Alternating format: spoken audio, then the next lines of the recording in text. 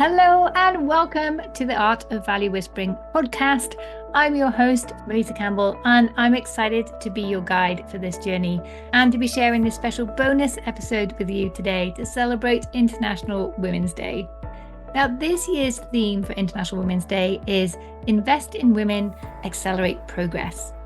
And while I think this is a brilliant and much needed theme, I also feel it could be overwhelming for individuals who are wanting to play their part.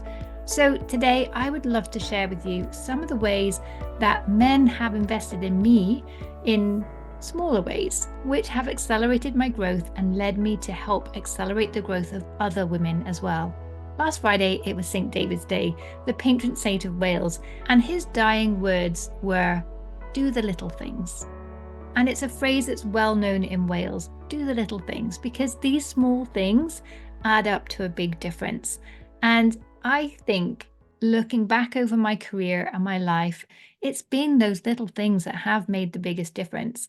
And when we're looking at businesses, we look at the tiny noticeable things, the little things that we can do that show our clients that we are different, that we care, that bring them into our world and show them how we do things differently and why that is. So I really love these little things. And what I'm going to share with you today, it's the little things that these men who have supported my life and career have done or said that have made a big difference in my life. When I worked in banking, I worked for a company in London, then I moved to Geneva and worked for the same company. And I hadn't really expected that much of a change culturally within the company. Within the country, absolutely. But I was really surprised about how the women in Geneva didn't speak up.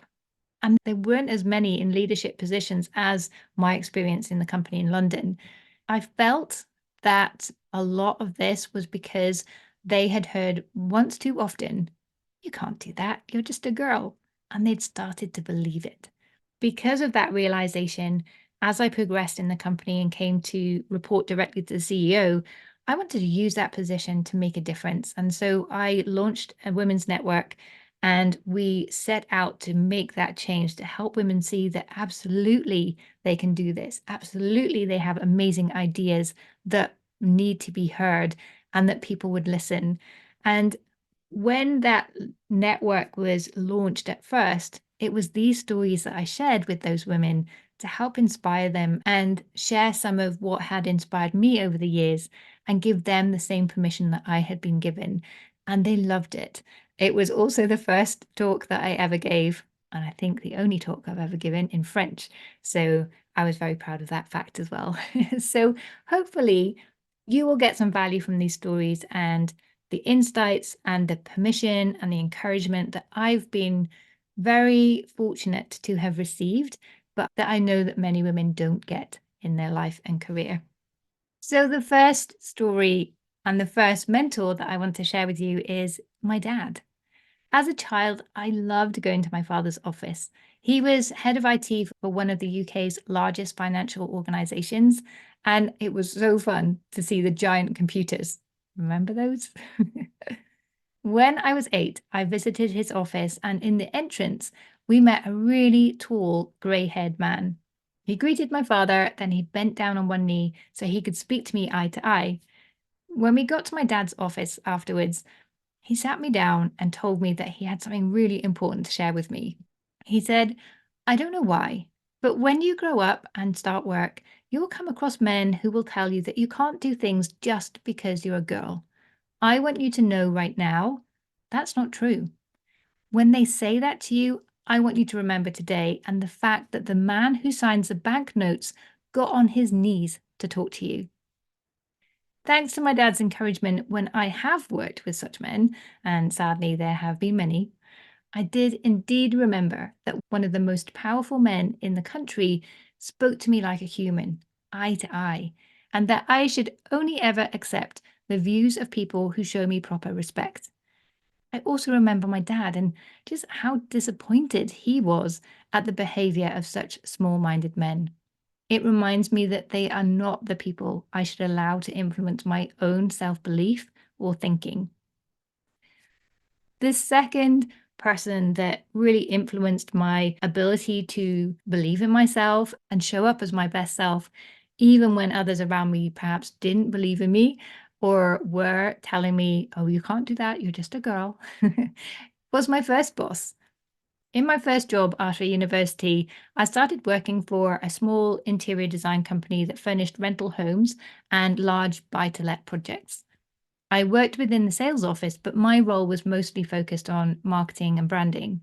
I was young and full of ideas, and my boss, who was the CEO, was always happy to hear them. He challenged each idea to make sure that I had really considered every angle, and then he either agreed that I should proceed, or sometimes we both saw that actually perhaps it wasn't the best idea after all. However, sometimes we didn't agree. I was convinced that something would work well, and he thought it would never work. Or sometimes it was something that he had tried in the past and it failed. In those situations, he invariably told me to go and prove him wrong. He taught me that my ideas were valuable and worth being properly heard.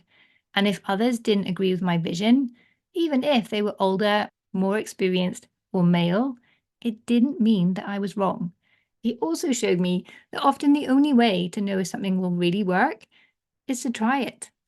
I'm forever grateful for the mindset that he helped me to cultivate. Over the years, it has enabled me to bring my unique brand of value into the world with confidence and in many different ways. Some years later, it was time to test and grow my skills in a new environment, and I had my second boss. I started work as the head of marketing and branding for a marine consultancy.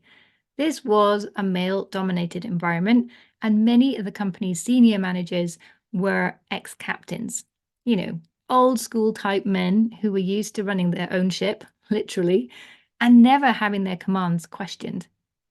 On my first Friday, I was just about to pack up and go home when one such captain came into my office and asked me to type a fax for him. I told him that that wasn't my role and he'd probably be quicker typing it himself. He went straight into the CEO's office, very confused as to why he had hired a woman who can't type. The CEO called my extension and asked me to come into his office. I was so convinced that I was about to be fired. He said, Captain Lloyd tells me that you wouldn't type his fax. Is that correct? Yes, I replied. I didn't think that was my job. I see. Come closer. I walked up to his desk. He smiled, shook my hand, and told me, quite right, and never make the coffee either. The lesson was clear. Live up to your own expectations. As women, we often feel duty bound to help everyone, even if what we're being asked to do doesn't match our skills, priorities, or interests. But we can say no to anything that doesn't serve us. Over my career and life, I have really enjoyed saying no to lots of things. And today, when people ask me how I get so much done, my answer is always, I don't. I just don't waste time on things that are irrelevant to my vision or goals, and I don't do guilt. You have my full permission to do the same. My last boss was perhaps the most inspiring of all. He encouraged me daily. He supported my ideas and welcomed my thoughts, even when they were opposed to his own. He also shared my love of personal development and shared so many amazing tools, insights, and books with me over the years. But there were two perspectives that he shared with me that I share most often with others, as I don't think these are things we're ever told, or certainly not enough. When we were discussing why women don't put themselves forward for a role that they aren't 100% perfect for, he said, why would you accept a job that you know you can do? There's no growth in that. You're best off going for a job that interests you and then grow into the perfect person for that role over time. And when I left the company to focus on my family, he told me this. I want you to know that being a parent is the biggest leadership lesson you will ever learn. When you return to the office, keep this in mind. You haven't taken a big step backwards. In fact, you'll come back with so many more amazing skills. We or any boss would be lucky to have you. Since becoming a mum, I have shared that wisdom with so many other mothers who have started to feel like they have lost their skills or their value. You haven't. you've become more valuable and more badass than ever. Over the years, I've had countless other amazing male and female bosses, coaches, and mentors, but the lessons above are the ones that have given me the most courage to be myself, trust my own instincts, and grow. So, ladies, I hope these lessons will help you to speak up and be boldly you. If they do, be sure to pass these lessons on to other women in your network.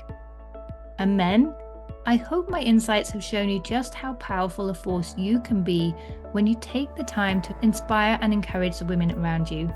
And you can do so in so many tiny ways. Please keep doing so. And I'm curious, who has inspired you and your courage and growth over the years? What did they share and how did that impact you? Please do send me an email at melita@melitacampbell.com, or in the Dream Clients Club on School. You'll find it at melitacampbell.com/club. I would love to hear what has inspired you over the years and what we can each do more of to inspire others.